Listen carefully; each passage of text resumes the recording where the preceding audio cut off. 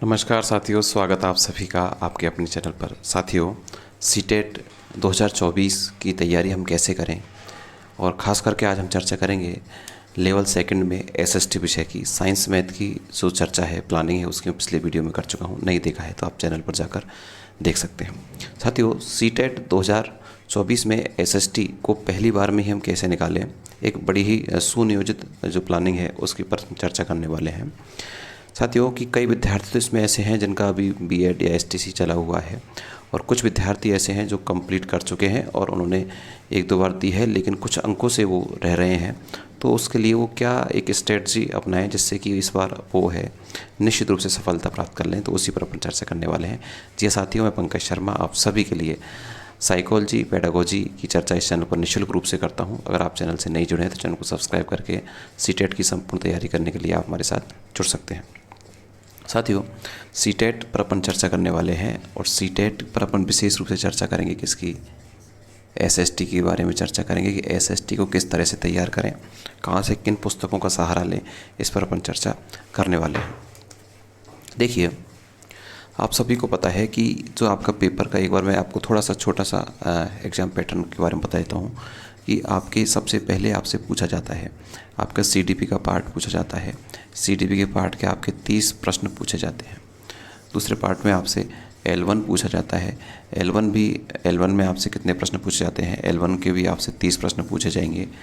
आपके एक भाषा द्वितीय अर्थात लैंग्वेज सेकंड के भी कितने प्रश्न पूछे जाते हैं, 30 प्रश्न पूछे जाते हैं। और एक पार्ट आपके होता है आपके सब्जेक्ट का, और सब्जेक्ट में कितने प्रश्न पूछे जाते हैं, 60 प्रश्न पूछे जाते हैं। ये जो सब्जेक्ट है इसमें एसएसटी वालों के एसएसटी आएगी, अर्थात आर्ट्स वालों के एसएसटी आएगी, जबकि मैथ साइंस वालों के साइंस मैथ के 30 प्रश्न आपको यहाँ से देखने को मिलेंगे। आज अपन जो विशेष चर्चा करने वाले हैं वो साथियों किसकी चर्चा करने वाले हैं, एसएसटी की चर्चा करने वाले हैं। इतना तो आप सभी को पता है कि जो एसएसटी है, एसएसटी से प्रश्न पूछे जाते हैं कितने, अर्थात सब्जेक्ट के पोर्शन से आपके प्रश्न पूछे जाएंगे कितने, 60 मार्क्स के 60 जो है क्वेश्चंस आपसे पूछे जाएंगे। ये जो 60 जो मार्क्स के 60 क्वेश्चंस हैं, ये आपके दो भागों में विभाजित होते हैं। एक तो आपका 40 + 20 अर्थात 40 जो प्रश्न होते हैं वो तो आपके सब्जेक्ट से पूछे जाते हैं, अर्थात आपके एसएसटी का जो कंटेंट है उससे प्रश्न पूछे जाएंगे। और जबकि जो 20 प्रश्न हैं वो आपके पूछे जाएंगे साथियों किससे, 20 प्रश्न पूछे जाएंगे आपसे पेडागोजी के। किससे पूछ जाएंगे, पेडागोजी से आपसे कितने प्रश्न पूछे जाएंगे, 20 प्रश्न आपसे पेडागोजी की से पूछे जाएंगे। 40 प्रश्न आपके किससे होंगे, आपके एसएसटी के कंटेंट से होंगे। ये तो आप सभी को भी पहले से भी पता है, लेकिन बात यह है कि सर हम इसको कैसे तैयार करें। मैं आपको बता दूं, जो आपको पता है कि अभी आपको यह भी पता है कि इसको तैयार करने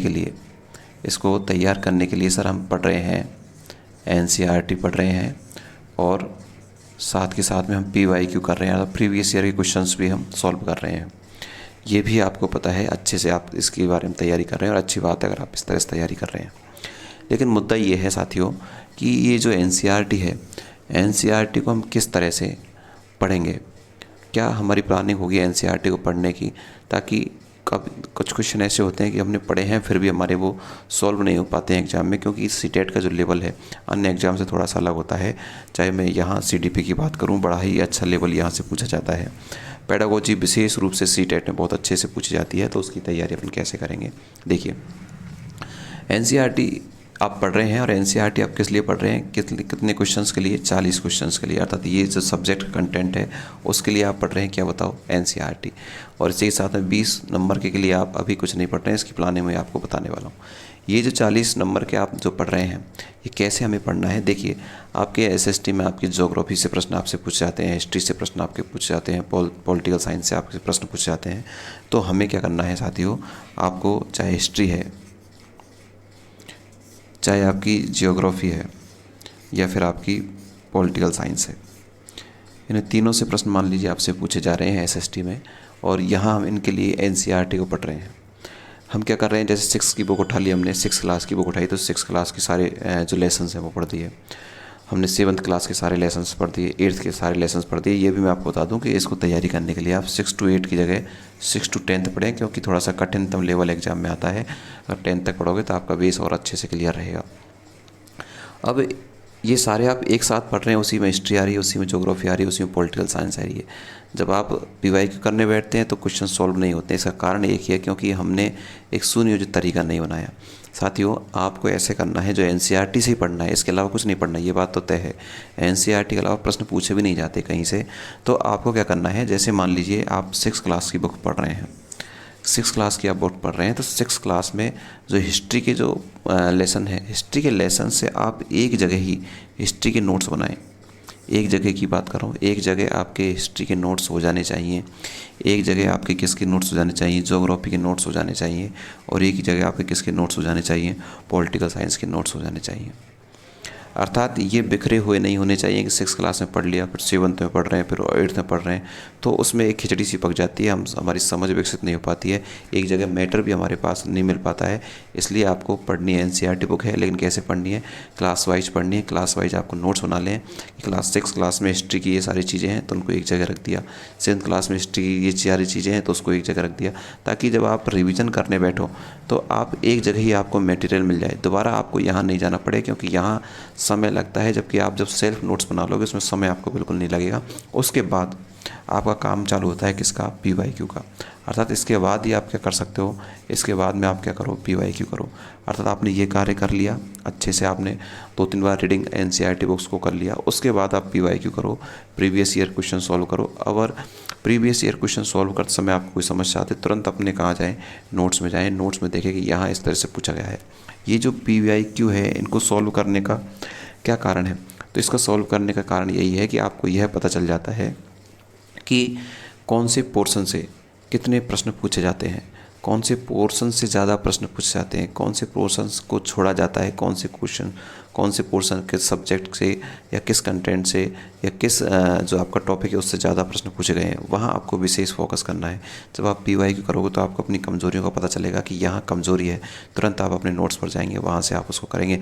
वो चीज़ नहीं मिल रही है तो तुरंत एनसीईआरटी बुक से जाकर वहाँ पर आप अपडेट करोगे, ताकि आपके नोट्स भी अपडेट रहेंगे, आपका जो तैयारी है वो भी अपडेट रहेगी, प्रीवियस ईयर क्वेश्चन भी आपके सॉल्व हो जाएंगे, साथ के साथ में आपकी जो तीनों विषय हैं वो आपकी कंप्लीट हो जाएगी। अर्थात एसएसटी का जो 40 क्वेश्चंस की बात कर रहे हैं, ये अपन 40 क्वेश्चन, ये 40 क्वेश्चन है, इसमें से आपके 30-35 क्वेश्चन आप आसानी से कर सकते हैं। इस तरह से आपने अलग अलग तरीके से नोट्स बनाए, कहीं दूसरे के नोट्स पर मत जाइए। जितना आप हैंड रिटन नोट्स आपके स्वयं की होनी चाहिए, चाहे आपकी राइटिंग ख़राब है चलेगा, आपने जल्दबाजी में लिखा है चलेगा, लेकिन वही आपके लिए उपयोगी है। मार्केट में बहुत सारी पुस्तकें इससे संबंधित आ रही हैं, अन्य जो टीचर्स हैं वो भी नोट्स अवेलेबल करा रहे हैं, तो आप अपनी मेहनत करके ही बनाएं, क्योंकि समय आपके पास है।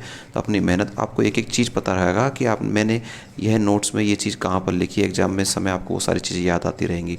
इसलिए नोट्स बनाएं, अपने हाथ से ही बनाएं, यह न सोचें कि राइटिंग अच्छी है नहीं है, हम कैसे बना पाएंगे। मैंने आपको तरीका बताया किस तरह से आपको बनाना है। ये आपके 40 क्वेश्चंस का सवाल होगा। बात मैं करूँ कि ये जो 20 क्वेश्चंस किसके हैं, पेडागोजी के। ये आपके पेडागोजी क्वेश्चंस हैं। ये कैसे करें, ये 20 क्वेश्चंस नहीं माने आप। देखो यहाँ सीडीपी में भी आप पेडागोजी पढ़ रहे हैं, यहाँ आपको L1 में भी पेडागोजी पढ़नी होगी। L1 से मतलब लैंग्वेज फर्स्ट में भी और लैंग्वेज सेकंड में भी आपको सब जगह आपकी सीडीपी आ रही है। लगभग 75 के आसपास आपका जो है पेडागोजी के प्रश्न आएंगे। तो ये जो पेडागोजी है इसकी तैयारी कैसे करें, तो इसके लिए खास ये चैनल आपके लिए उपयोगी। निःशुल्क रूप से आपको, चाहे सीडीपी है, निःशुल्क रूप से इसी चैनल पर मिलने वाली है। आपको जो पेडागोजी है वो आपको संपूर्ण, चाहे हिंदी की है, चाहे संस्कृत की है, चाहे एसएसटी की पेडागोजी है, चाहे साइंस मैथ की पेडागोजी है, सारा कुछ निःशुल्क मटेरियल आपको इसी चैनल पर लगातार आपको इसी चैनल पर मिलता रहेगा। तो आप पेडागोजी, सीडीपी, हिंदी, संस्कृत को पढ़ने के लिए आप इस चैनल को निश्चित रूप से ज्वाइन कर सकते हैं। आपसे किसी प्रकार कोई शुल्क नहीं लगेगा। तो आप पेडागोजी को तैयार आप इस चैनल से कर सकते हैं। यह चैनल निश्चित रूप से साइकोलॉजी पर ही विशेष रूप से कार्य करता है। तो ये छोटी सी जानकारी कि किस तरह से हम नंबर अच्छे ला सकते हैं, एसएसटी में एक बार में एग्ज़ाम क्लियर कर सकते हैं, लेकिन उसके लिए आपको ये स्ट्रेटजी अपनाओगे तो आपके लिए बहुत अच्छा और महत्वपूर्ण रहेगा। ये छोटी सी जानकारी मैंने आप सभी के लिए दी। आपको जानकारी कैसी लगी कमेंट्स बॉक्स में मुझे ज़रूर बताइएगा, साथ में अपने मित्रों को साझा ज़रूर कीजिएगा। Thank you.